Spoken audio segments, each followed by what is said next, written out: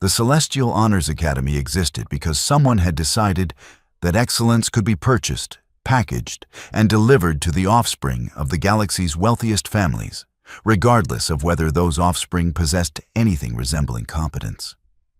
Station Harmony 12 floated in diplomatically neutral space, which was a polite way of saying it occupied territory nobody particularly wanted, but everyone agreed to pretend was valuable.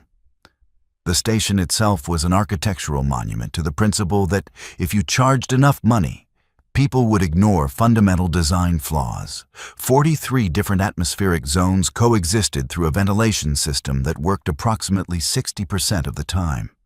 The gravity fluctuated between sectors because standardization was expensive and the board of directors had decided their quarterly bonuses were more important.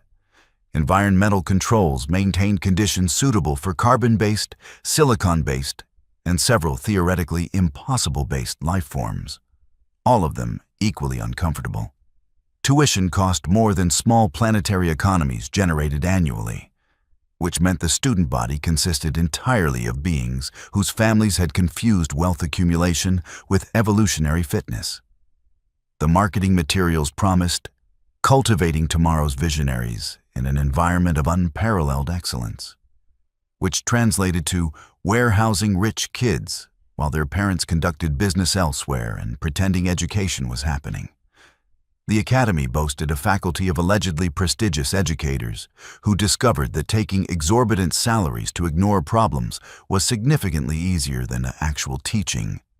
They maintained stellar placement rates by the simple expedient of ensuring that everyone graduated regardless of performance, then relying on family connections to secure prestigious positions for students who couldn't locate their homeworlds on a star chart. Among this collection of purchased credentials and manufactured prestige floated the Shirit, a species that evolution had optimized for beauty and flight, while completely neglecting survival instincts. They stood approximately 3 feet tall, covered in plumage that shifted through the visible spectrum based on emotional state, with wings spanning 8 feet that contained bones with the structural integrity of crystallized sugar. Their homeworld had been paradise by any reasonable definition. Gentle atmospheric currents, abundant vegetation, and exactly 0 predators because nothing on the planet had evolved aggression as a survival strategy. Natural selection had turned them into living art pieces, gorgeous and completely unprepared for any environment that contained actual danger. The protagonist, let's call her Mika, because her proper name required vocal structures that most species lacked, had arrived at the academy with plumage cycling through vibrant purples and genuine optimism. 4 months later, her feathers remained locked in dull slate gray, and her optimism had been systematically shattered along with her skeletal structure. Every morning at 0630 hours, Mika navigated from her residential sector toward the academic complex through a corridor junction that had become her personal torture chamber. Alternative routes existed, but they added 30 minutes to her commute. And the Academy's scheduling algorithms had the flexibility of neutronium. Every morning, the Thros were waiting. The Thros had evolved on a world where harsh was considered a complement to environmental conditions. Gravity 3 times galactic standard, atmosphere composition that would kill most species in minutes. Predators that hunted in coordinated packs with actual tactical planning. Weather patterns that made planetary extinction events look like minor inconveniences. Natural selection had responded by creating living weapons. The Thros stood 9 feet tall, covered in interlocking armor plates that could deflect small arms fire, with musculature dense enough to generate forces measured in tons. Their regenerative capabilities meant losing limbs was annoying rather than catastrophic. Their capacity for empathy had been bred out approximately 12 million years ago when cooperation became less evolutionarily advantageous than simply crushing everything. The ringleader, Vrock, built like a military assault vehicle with anger management issues and the intellectual capacity of corroded hardware, came from a family controlling mineral extraction operations across 4 star systems. His academic transcripts suggested he'd never encountered a concept he couldn't fail to understand. But his family's annual donations exceeded the Academy's operating budget, so his graduation was predetermined. His companions filled traditional roles. Gar was larger and followed orders with the enthusiasm of someone whose family wealth was measured in millions rather than billions. Sekt was smaller but crueler, the type who'd tortured small creatures as a juvenile and simply scaled up the hobby as he matured.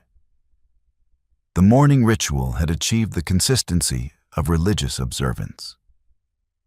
Mika would turn the corner, carrying educational materials and diminishing hope. Vrak would block her path with the casual confidence of someone who'd never faced consequences. Gar would provide laugh-track services while making observations about fragile species and evolutionary failures. And Sekt would reach out with claws designed for rending armor plating and simply snap her left wing backward until molecular bonds failed. The medical facility staff were consummate professionals. They'd set fractures, apply regenerative compounds, and dispatch her to classes wearing stabilization equipment. Chirrut physiology healed rapidly when properly treated. By the following morning, her wing would be functional enough to break again. The faculty knew because surveillance systems monitored 94% of station surfaces. They knew because witnesses existed. They knew because medical logs displayed patterns that would make statistical analysis weep. But knowing and acting were separate activities entirely, and the faculty had perfected the former while studiously avoiding the latter. The Thros weren't technically violating regulations. Assault required proof of malicious intent. And Sekt was exceptionally careful to frame each incident as accidental contact during corridor navigation. Micah never filed formal complaints because she'd learned the administrative process existed primarily to shield the institution from liability rather than protect students from harm. The official position, insofar as one existed in documentation nobody actually read, was that students needed to develop conflict resolution capabilities. The unofficial position was that intervention required effort and potentially upset families whose financial contributions funded administrative compensation packages. Character development, they called it. Preparing students for real galactic conditions, learning to navigate complex interpersonal dynamics, which was sophisticated language for "we're being paid to pretend we don't notice weekly assault." Then Earth submitted a transfer application that made the admissions committee reconsider their career choices. Humanity had joined the galactic community 76 years prior, which was sufficient time for everyone to realize that welcoming them had been either the most brilliant diplomatic maneuver ever executed or the most catastrophic mistake in recorded history, depending on which recent incident you were discussing and who'd been affected.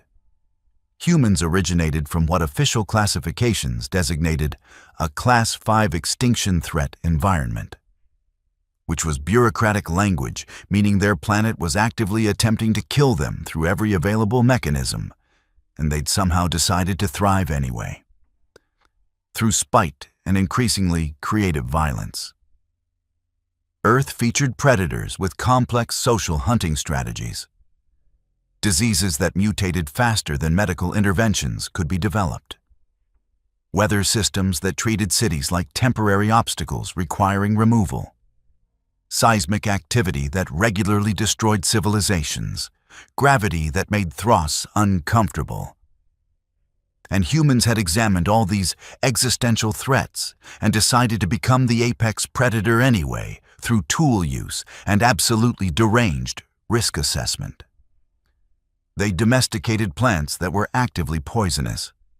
They'd built civilizations while sharing territory with megafauna that could casually kill them.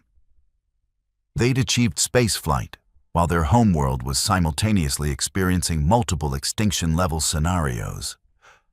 The galaxy had reviewed humanity's membership application and seriously debated rejection on grounds that any species insane enough to thrive on Earth probably shouldn't be trusted with interstellar capabilities. Then they'd reviewed Earth's technological development and realized rejection wasn't actually viable. So they'd accepted humanity with extensive restrictions, comprehensive monitoring, and sincere hopes that Deathworld evolution wouldn't translate into galactic-scale catastrophes. 76 years later, the verdict remained undecided, but was trending toward, "This was definitely a mistake we're now stuck with." The transfer student's documentation arrived 4 weeks before she did. Her designation was Taryn Voss, and her previous institution was Earth's Arctic Sector Academy, which maintained a reputation for academic rigor and absolutely nothing else anyone wanted to discuss in official channels. The file contained transcripts demonstrating exceptional performance in astrophysics, comparative xenobiology, and something translated as applied conflict resolution that made the admissions committee nervous. It contained recommendation letters using phrases like remarkably focused and extremely capable, and perhaps better suited to alternative educational environments. It contained approximately 50% redacted incident documentation.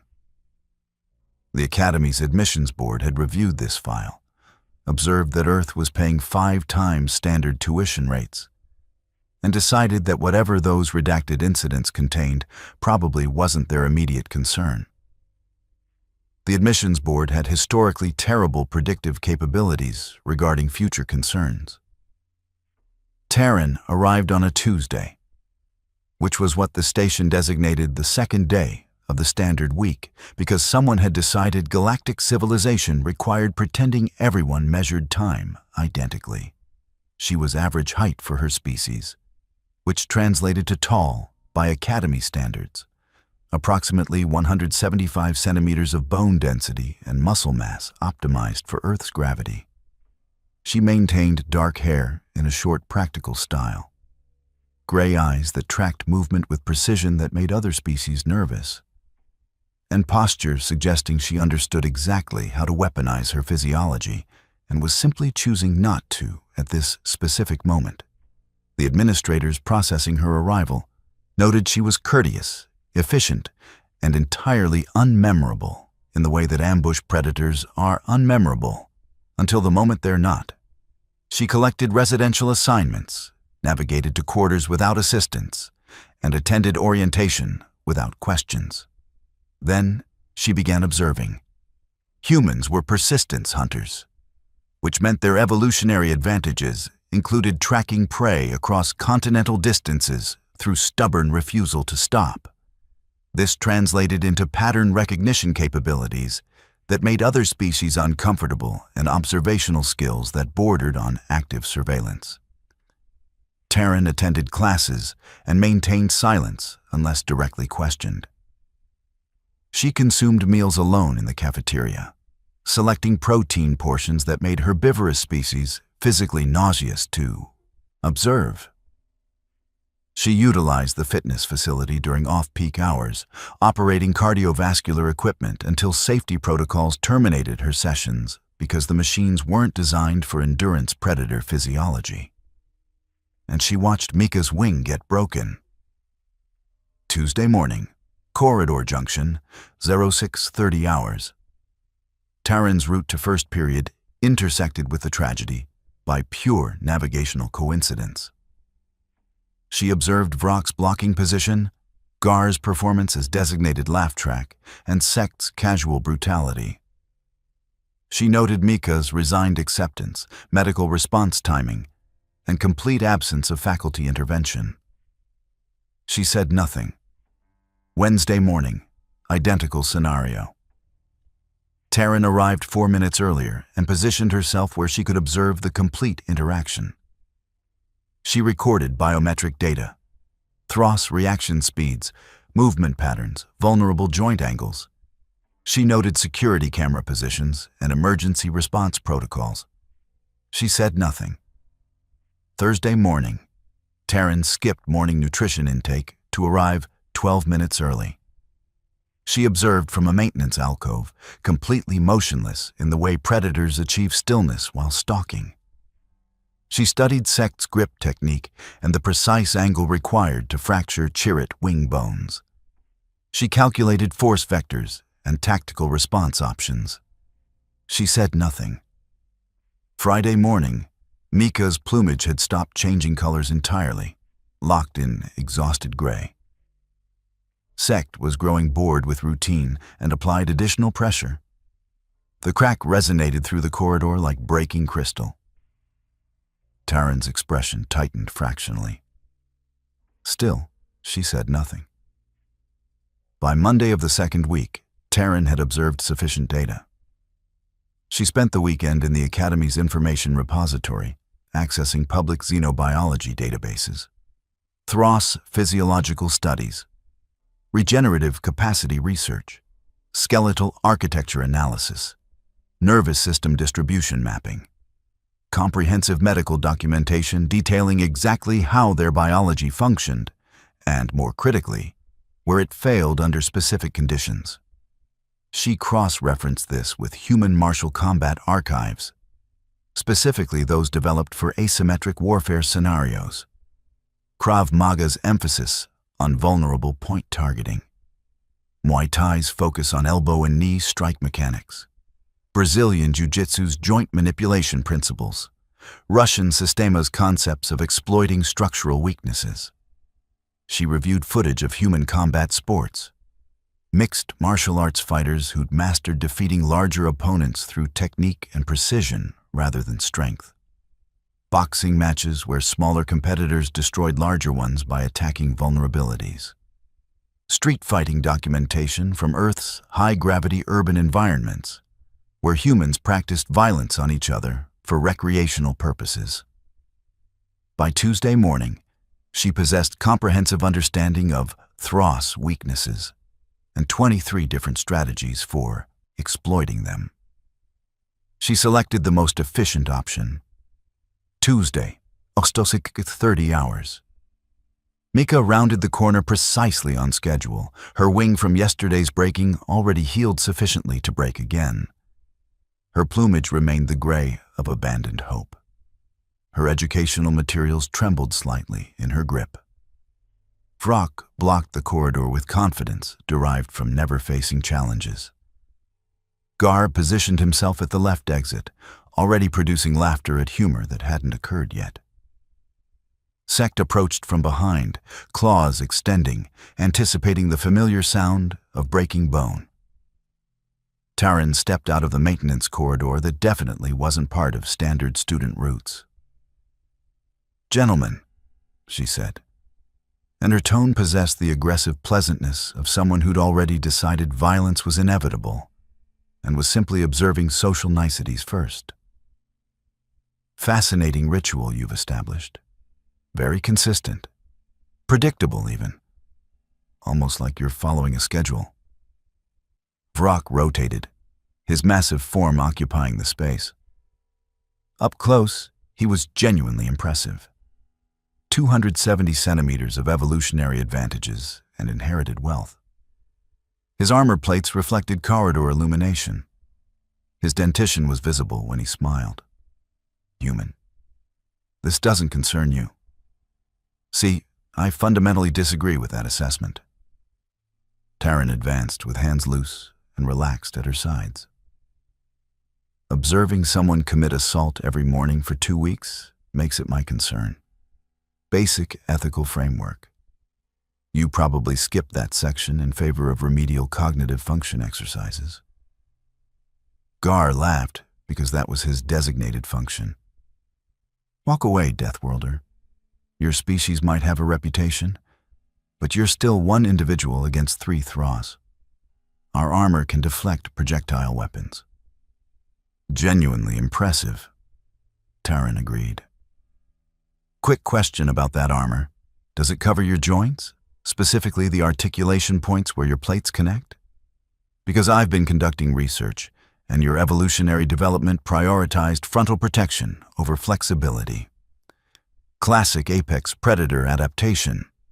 Functions excellently until someone targets the gaps. Sect still maintained his grip on Mika's wing. Your species has regulations about violence. We've researched human legal frameworks. You can't simply attack students.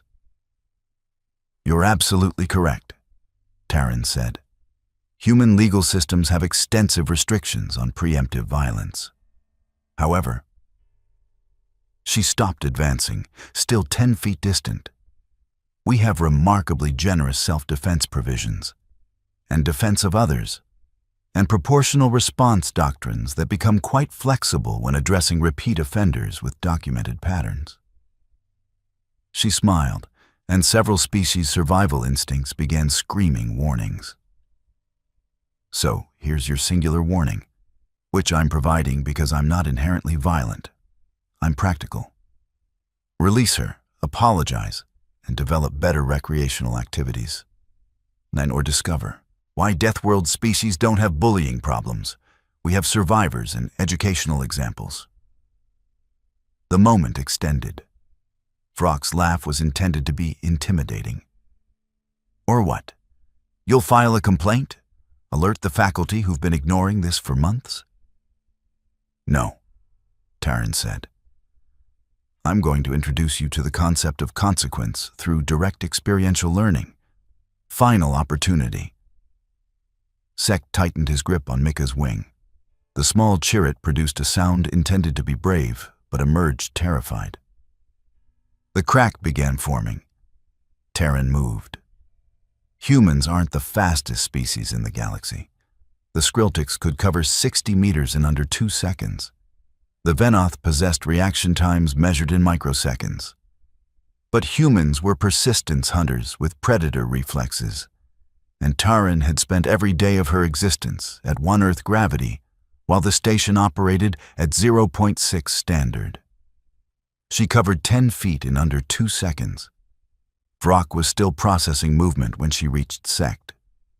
Her first strike wasn't elaborate, just a simple palm heel thrust to his elbow joint, the articulation point where armor plates met and flexibility required structural gaps. Human skeletal structure was fundamentally over-engineered for station gravity. Her strike delivered approximately 800 pounds of force into a joint designed for strength rather than impact resistance. Something in Sect's elbow produced a sound like shattering ceramic. His grip released immediately.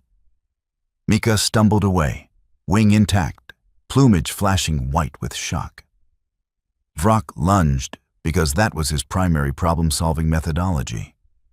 Mass versus speed, strength versus precision. He outweighed her by 200 kilograms, but she was faster and possessed knowledge of where to strike. Taryn dropped low. Humans had remarkably flexible spines, another evolutionary advantage, and drove her elbow upward into his throat. Thros possessed thick armor everywhere, except the flexible tissue surrounding their respiratory passages. Evolutionary compromise between protection and biological function. Her elbow located soft tissue and introduced it to blunt force physics. Vrock produced a sound like a catastrophically failing atmospheric seal and staggered backward, both claws grasping at his neck. Gar was reaching for his communication device, which was tactically sound, but operationally too slow. His massive fingers were still fumbling with the device when Taryn pivoted and executed a roundhouse kick that would have been mediocre at Earth gravity, but was devastating at station standard. The communicator disintegrated. 4 of Gar's fingers probably fractured based on the sound and the way he retracted his hand, while producing a noise that roughly translated to, "Why does my entire existence hurt?" 4 seconds. 3 strikes. 3 Thros students radically reassessing their understanding of human capabilities. "Right," Taryn said, breathing only marginally harder. "So let's discuss how this functions now. You three are proceeding to medical. You're going to explain that you experienced a training accident, slipped on maintenance fluids, whatever fiction helps you achieve sleep, and you're never touching her again. Brock was still attempting to remember how respiratory function worked. Sect cradled his destroyed elbow. Gar stared at his broken fingers like they'd personally betrayed him. You attacked us, Sect managed. Station regulations prohibit. Station regulations, Taran interrupted, prohibit violence between students. Observe, I haven't actually violated that regulation. This was defense of another, justified force. Select your legal framework. But if you want to file complaints, the security footage documents 2 weeks of you three committing assault. So we can all proceed to discuss patterns of behavior with administration, or we can all maintain silence and move forward. Your selection. She rotated away from them, calculated risk, dominance display, and approached Mika. You intact? The small Shirit stared upward with eyes too large and currently too bright. Why would you? Because somebody should have done it weeks ago, Taran said. Come on, let's not be late to first period. They departed together. Behind them, 3 Thros students contemplated the variable nature of risk assessment and the sudden realization that size wasn't the only relevant factor. The medical facility incident report documented 3 cases of training accidents occurring simultaneously, which should have triggered investigation protocols, but somehow didn't. The attending physician noted that Thros students engaged in recreational combat regularly and filed standard treatment documentation.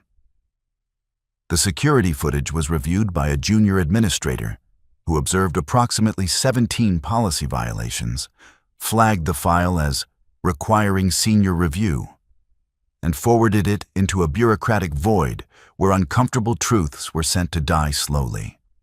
By lunch period, the entire student population possessed the information. Data traveled at quantum speeds in enclosed environments, especially when that data involved violence and species dynamics and the sudden demonstration that humans weren't merely theoretical threats. The cafeteria's ambient noise decreased 20 decibels when Taran entered. She collected her food, something with sufficient protein to make herbivores physically ill, and sat at an empty table. 15 seconds later, Mika sat across from her. May I? The Chirit started, her plumage flickering uncertain green. Certainly, Taran said. They consumed nutrition in silence for approximately 6 minutes before Mika spoke again. Nobody has ever... Yeah, Taran said. I observed. Why? Taran considered this while consuming something approximating beef. Because I've been in your position. Different context, identical result. And I decided that if I ever witnessed it happening again, I'd be the person who acted instead of the person who observed and did nothing. You could be expelled. Possibly. Probably not. Earth pays quintuple tuition, and the footage documents justified force. Worst case scenario, they issue a warning, and I promise to behave. Taran's smile made several nearby students remember urgent appointments elsewhere. Best case scenario, those 3 learn that target selection has consequences. The week that followed demonstrated the fluid nature of social hierarchies when force dynamics shifted fundamentally. The Thros students huddled in defensive groups, recalculating their position in the pecking order. Other species observed Taran with mixtures of respect and terror. The smaller, more vulnerable students began orbiting her cafeteria table, not quite approaching, but definitely gravitating closer. Mika started speaking in classes. Her plumage cycled through brighter colors. Her wings remained structurally sound. Vrock made one attempt at retaliation on Friday, cornering Taran in a supposedly empty corridor. She fractured his regenerating arm in 5 places, dislocated his shoulder and hip, and suggested he invest in pattern recognition as a survival skill. He didn't attempt again. The faculty continued their policy of aggressive non-intervention because acknowledging the situation would require effort and possibly accountability. The surveillance footage remained under review in the administrative equivalent of permanent storage. By month's end, the academy had achieved a new equilibrium. The Thross students learned that might didn't guarantee right, especially when regeneration couldn't maintain pace with educational experiences. The smaller species learned that protection was possible when someone cared sufficiently to provide it. And Taran established herself as exactly the kind of student the academy needed, but definitely didn't want. The administration processed 61 incident reports involving human intervention in student disputes. They filed all of them under cultural differences requiring further study, and pretended vigorously that they weren't operating an institution where violence had become the primary conflict resolution mechanism. 3 months into the semester, Mika asked Taran why she'd actually transferred from Earth. They were in the observation deck, watching stars rotate past, and Taran was quiet for an extended period. There was another student. Smaller individual, wrong species in the wrong district. Local enforcement wasn't intervening, so I intervened. What happened? The individual lived. The bullies learned lessons, and Earth's Arctic Sector Academy suggested I might thrive in a different educational environment. Taran's reflection in the viewport showed a smile that wasn't entirely pleasant. Turns out, some lessons are universal. Do you regret it? Not even slightly. Mika's plumage shifted to warm gold. Thank you. Don't mention it. Literally. I'm reasonably certain half of what I did violates regulations I haven't read yet. They observed the stars in comfortable silence.